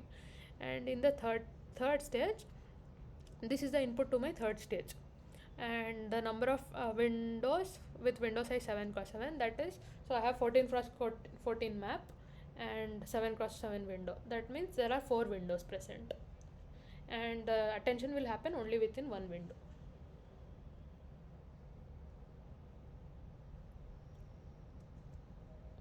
So that is what window based self attention means. It is a lot of numbers, I went through them, but I'm not sure if you could follow or not. If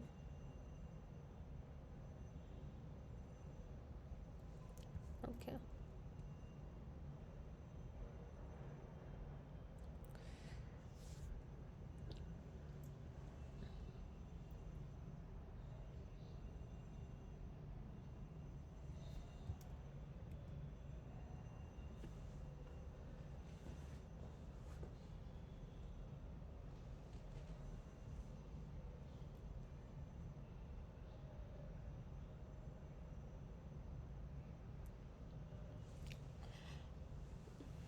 So you understood this thing, right?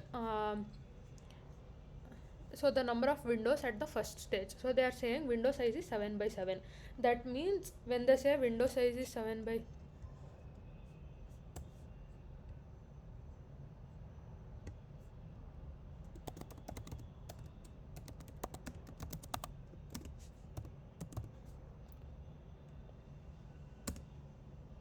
7 by 7 patches, that means every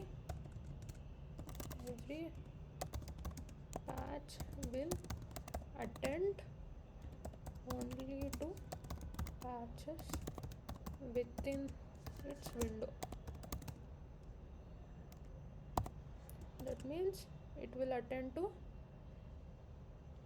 so one patch will attend to 49 patches, which is 7 cross 7. It doesn't attend to all what that h cross w by 4, right? So that is the total number of patches is h. Total number of patches is this 65536. I will not attend to those many patches. I will attend to only patches within one window, that is 49. It's like local this. So I have a huge image, I have so many patches. I'll only look at a small neighborhood which is 7 cross 7 here, 7 cross 7 number of patches, and I'll only attend within that. That is what they say by windowed attention. Is this clear what windowed attention means?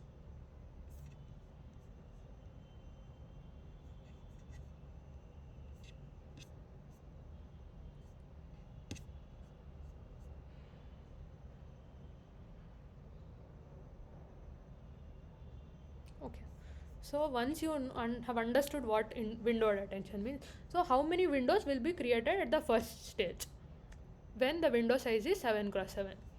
So in the first stage, how many patches are there? Let's look at the number of patches.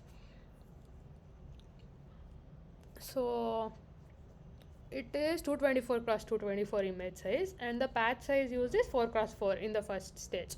So that means how many patches are there? It is 224 by 4 so there will be 56 cross 56 patches. Is this clear how you get the number of patches? Okay. So now you know how many patches are there. And one window is equal to 7 cross 7 patches. So how many windows will be there? It is, so there are totally 56 cross 56. Now I am dividing them into uh, windows where each window is 7 cross 7. So that is why I am dividing it by 7 cross 7. I will get 8 cross 8. So you can imagine it like a kernel, like I have 56 cross 56 patch, and like one kernel is 7 cross 7, and I have to move that kernel. So how many times will I move them? Like 64 times. So there will be 64 windows. Is this clear how you get the number of windows? Okay. So that's the first part of it, right? So how do you get, how many windows are there? So same logic. If, at any stage, if you know how many number of patches are there and what your window size is, then you can find the number of windows. Now let's see what the second question. What are the, after two stages of patch merging, what will be the number of windows at the third stage? Two stages of patch merging, they're saying. So at each stage, the patch merging will reduce the spatial resolution by a factor of 2. So in the first, after, so this is how the architecture looks like. So patch merging happens after, after first stage doesn't have patch merging. So in first stage we have 56 cross 56. So after the, so you saw first stage has 56 cross 56. After the first stage and I do patch merging, then it comes down to 28 cross 28. After the second stage, one more time I do patch merging, I have 14 cross 14. And then here, so this points to where, which location here, it is at this stage. Is this clear? Like at this at this position I have uh, how many is that? Yeah, 14 cross 14. And then I want to do this what, window attention. So I have 14 cross 14 number of patches. My window size is 7 cross 7. So how many windows will I have now? I'll have 2 cross 2, that is 4 windows. Is this clear now? Okay. So yeah, if you have understood this much, then at any stage you can calculate how many windows are there, how this thing attention is happening, computation, everything.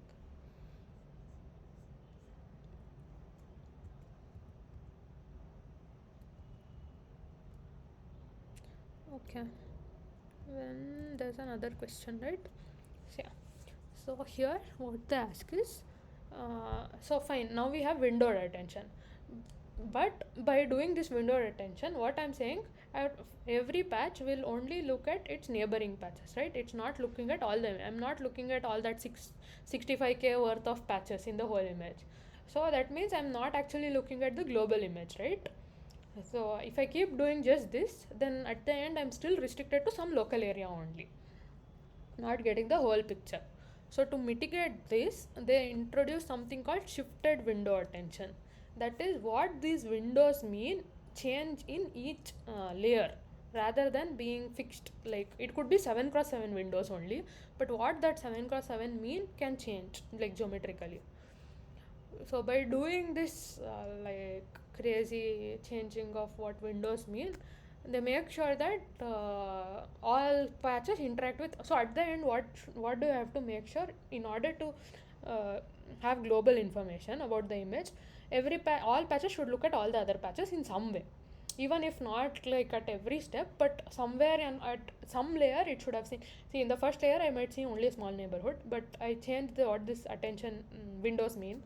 In the second layer it might look at some other neighbors. In the third layer it might look at some other neighbors. So in this way, at the end, I have somehow all the patches have interacted with all the patches, and it has seen like global information, it has somehow accumulated. So yeah, that's what that shifted window attention does intuitively. Which of the following is a primary advantage of shifted window attention? Okay, let's read what these are. it enables each window to attend to every other window across the entire image, improving the model's ability to capture global context without increasing the computational complexity. Yes, without increasing it, I am doing this because I'm getting rid of computational complexity by limiting where how much I attend to, right? But like only 7 cross 7 I will attend. So complexity is reduced. But by the simple design change, I'm still looking at everything. So the first one is actually correct. No, it is correct. What do this be? Oh. Do not allow each window to attend to every other window directly. Yeah, it does not directly attend. It enables each window to attend. Okay, yeah, it does not enable to do this. Yeah, so it it does this part like of capturing global context without increasing, but it does not attend to every other window. Yeah, so the first one is wrong. Then it arose for cross window information exchange by alternating between regular and shifted windows. So yeah, by defining what these windows are, it will allow information to flow across windows so that it gets both global and local features without increasing computation. It increases the window size dynamically at each layer, enabling the model to have a larger receptive field without using multi. Is this true? Based on whatever we discussed?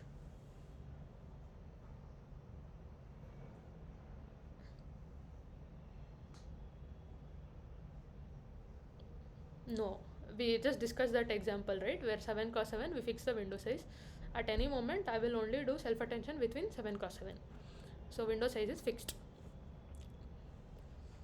It eliminates the need for any positional encodings in the model, as the shifted windows naturally encode the spatial relationships between patches, reducing the reliance on additional layers for spatial understanding. This is not really true, because even if I shift the windows, how I am shifting I should know, because only then I am encoding global information. I mean, like position information. So I will still I will encode position information, maybe not as encodings, but in some way I will encode like what those windows mean. They use something called relative positional encodings rather than saying um, like patch 1, patch 2, patch 3. It will say I am to the right of patch A or something like that. That kind of relative positional encoding is still encoded. So what does cross window information exchange mean? Cross window information exchange, wait, let me see, open the slides.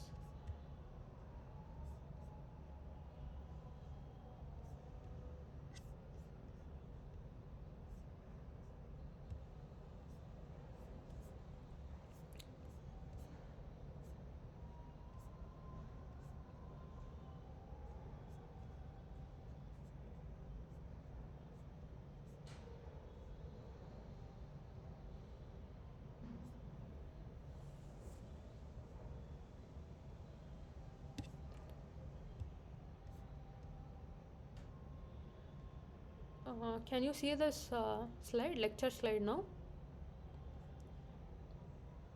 Yes. Okay.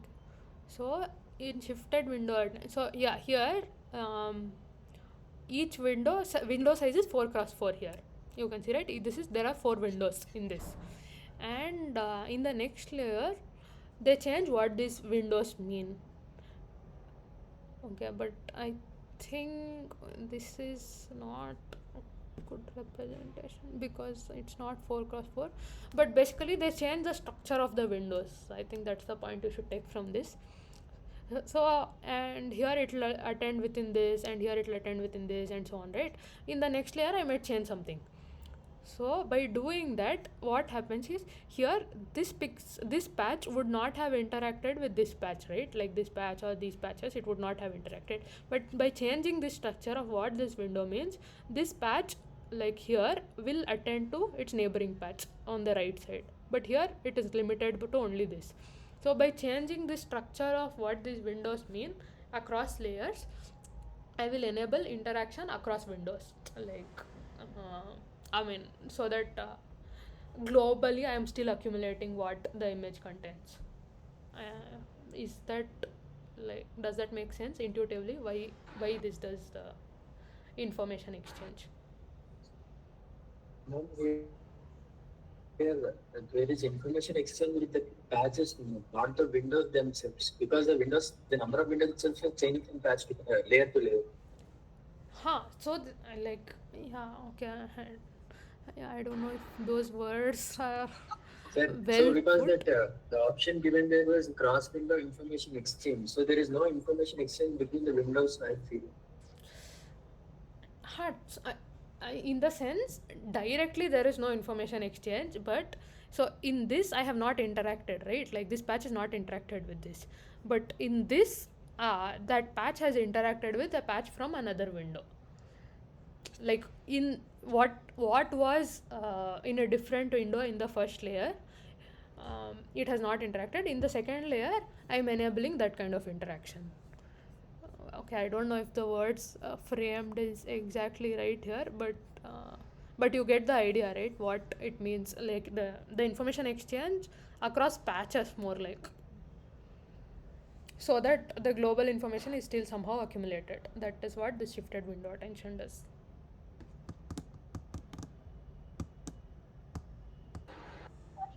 Yes.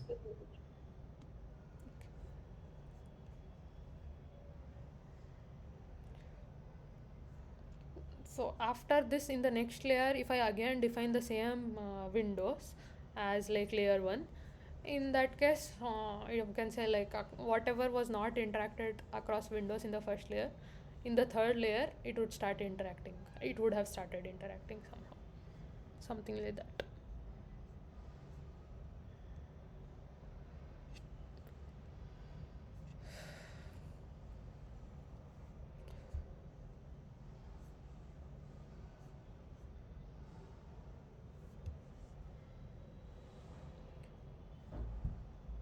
Okay then, yeah, I think we'll stop the session now. Thank you everyone.